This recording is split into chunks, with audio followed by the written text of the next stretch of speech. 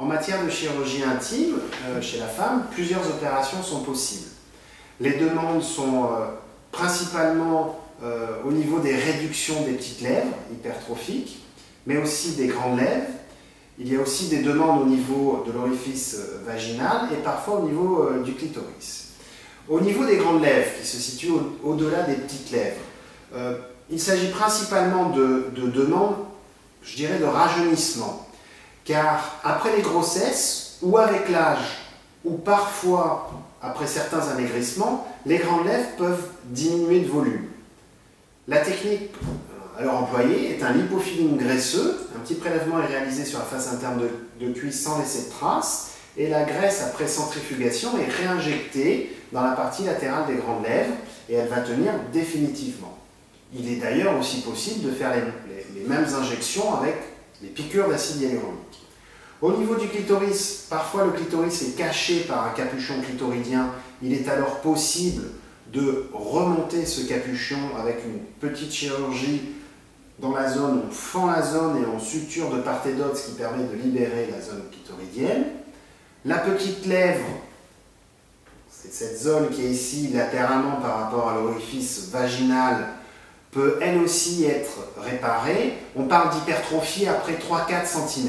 Dans ce cas-là, je conseille de faire une nymphoplastie, d'autant plus que la nymphoplastie peut avoir un intérêt d'une part esthétique, mais aussi fonctionnel quand on s'habille, quand on fait du sport, mais aussi par rapport à des douleurs lors des rapports qu'on appelle dyspareunie qui peuvent arriver dans ce cas d'hypertrophie.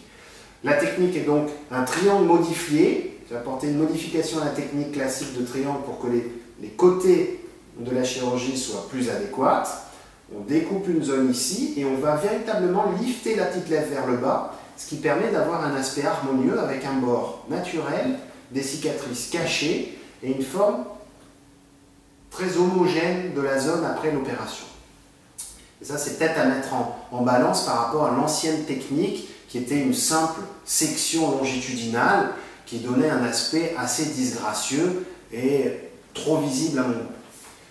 Ensuite, nous avons aussi des demandes après des épisiotomies avec des sections au niveau de la partie inférieure du vagin ou des périnées, des décalages lors des sutures, et là il est assez facile de recoudre, voire de refermer un orifice vaginal qui a été déchiré.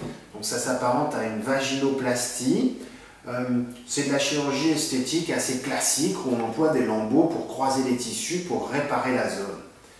De même, il peut y avoir des demandes de réparation de l'hymen. C'est une manière de retrouver la virginité dans cette zone. Cette réparation se fait assez facilement avec des sutures de la zone déchirée. Certaines techniques peuvent être aussi réalisées pour avoir un retrécissement de l'orifice vaginal, soit chirurgicalement, soit par injection de graisse, soit par injection d'acide hyaluronique.